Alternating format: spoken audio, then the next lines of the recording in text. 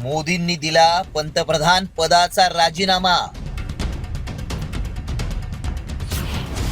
पंतप्रधान पदासाठी शहा योगींमध्ये रस्सीखेच. व्हायरल मेसेज मागचं सत्य काय?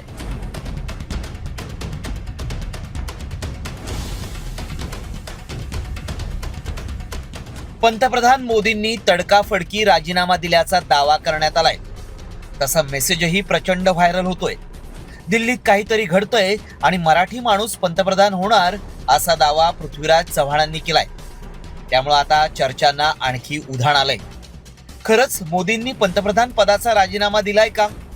मोदींच्या राजीनाम्याबद्दल अजून माहिती बाहेर का आलेली नाही? यामध्ये काय तथ्य आहे हे सांगणं गरजेचं आहे.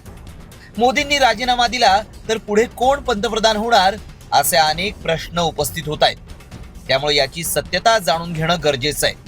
त्याआधी मेसेजमध्ये काय दावा केलाय पाहूया. भाजपचे राष्ट्रीय कार्याध्यक्ष बदलल्यानंतर नरेंद्र मोदींनी पंतप्रधान पदाचा अचानक राजीनामा दिलाय. राजीनामा दिल्यानंतर खुर्चीसाठी शहा आणि योगींमध्ये रस्सीखेच सुरू आहे. हा मेसेज व्हायरल होत असल्यानं आम्ही याची पडताळणी सुरू केली. याचं सत्य काय आहे हे जाणून घेण्यासाठी आमच्या टीमनं माहिती मिळवली. त्यावेळी सरकारचं अधिकृत पोर्टल PIB फॅक्ट चेकवर माहिती मिळाली. त्यावेळी काय सत्य समोर आलं पाहूया. मोदींनी पंतप्रधान पदाचा राजीनामा दिलेला नाही. मोदींनी राजीनामा दिल्याचा दावा खोटा आहे.